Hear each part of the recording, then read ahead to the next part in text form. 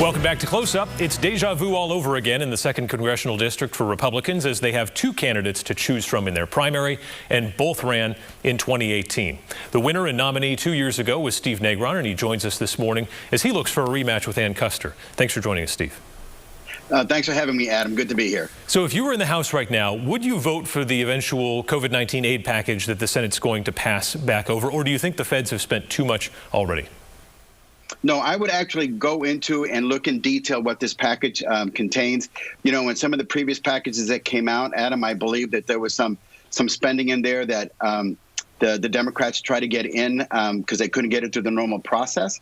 So I would absolutely look at it. You know, as a small business owner myself, I believe that there are needs that are still out there that need to be met. So I would look at it with a very judicious eye. And for those things that have helped those people affected by COVID-19, I would absolutely then certainly pass it. Let's talk about mask mandates. Do you think that if the government requires the wearing of masks in a pandemic, that they are making an unreasonable infringement upon your liberty?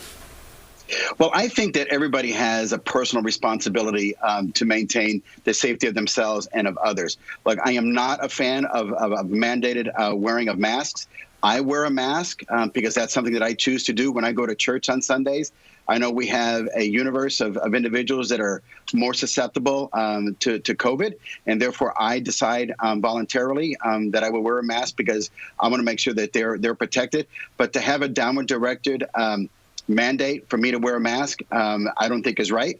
If a business owner requires me to wear a mask, then it's my decision to put a mask on and to go into his or her establishment. But to have a mandate like that, I think, is overreaching on the part of the government. What about schools? If you still had smaller school-aged children, would you be okay with them going back to the classroom, say 5 days a week, no masks? Well, I would, but I think, you know, we're looking at some things, you know, they're talking about more cleaning in between classes, if you will. I believe that these young people are losing out on opportunities to do things that it's more than just instructional, Adam, in classrooms. It's about social gathering. It is about social interaction. And I think that children are losing some of that. Look, we have to make sure that we provide an environment that all children are safe, and as well as the teachers and administrators. So I'm a fan of putting the kids back in school, taking the necessary precautions. But doing this distance learning, I think, was a situation early on last spring that was tried. But I think our children need to be in classroom for that kind of classroom instruction. Yeah, I think we all gained a new respect for those teachers. Your opponent in this primary, Lynn Blankenbecker, said on this program last week that she is not a fan of rush-to-market vaccines and that she probably won't take the COVID-19 vaccine when it comes out. Of course, she did already have COVID-19, so that might factor into it. But what about you? Do you trust the eventual vaccine, and will you take it? Well, that decision, again, is my personal decision. You know, we decided to vaccinate our children early on because that was a family decision that my wife and I made. Not everything that comes out is something that I will do automatically, nor should there be a mandate. You know, I will make that decision based on the information that I get. You know, I'm not necessarily an annual flu shot kind of guy.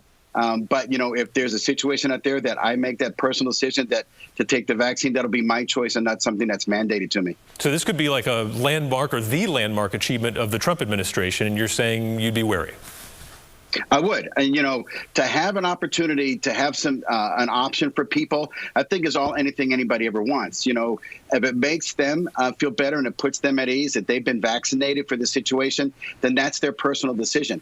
If they want to make it available and let an individual decide, then so be it. But to have a mandate that that's something going to happen, I wouldn't do that. You know, and that's something Congresswoman Kuster wants us to do. She wants us to have this mandatory vaccination, and that's something that I just completely disagree with her on. In this primary, as Republicans make their decision, what's the difference between you and Ms. Blankenbecker? Well, you know, everybody runs their own campaign. You know, I don't look at me as having a difference with Blankenbecker. My issue is with Ann Kuster. And Ann Kuster's the one that's been in office now for 4 terms. She's the one, as a matter of fact, you guys did just a phenomenal story today about 8 towns that are getting broadband because they've never had it before, or a very low-end broadband with the COVID-19 money. So, you know, my difference is with Ann Kuster. You know, I don't know why these 8 towns had to wait so long and have to use this kind of COVID emergency money to get something that I think that our Congresswoman should have been doing all along. You served in the Air Force. You spent a career there serving this country. You're also a person of color. If you had to serve at a base that was named for someone who hated Latinos and had took up arms to ensure their subjugation, would you feel comfortable serving at a base named after a person like that? And would it affect how you feel that this country feels about you? Sure. Well, the number one thing that's important is that are the people that I'm serving with, do they trust and they respect me, and do they have my six? Those are the type of people that's important. The fact that a base is named after somebody who is dead now for 100 years is of no consequence to me. What's important is what is happening today. Do I have the men and women that I'm serving with, or that I served with, that I pulled alert with? Are those the ones that are going to go into battle with me? Absolutely. Ann Kuster wants to make this an issue of about something that's happened 100 years ago. For me, as a military guy and as a father of a son who's serving right now, it's about what's important today when I strap on the boots every day. Are the people to the left of me and to the right of me, those are the ones that are looking at me with the respect that I've earned. And quite frankly, I've never seen anything like that any different in my time in the service. Have you personally endured racism here in New Hampshire?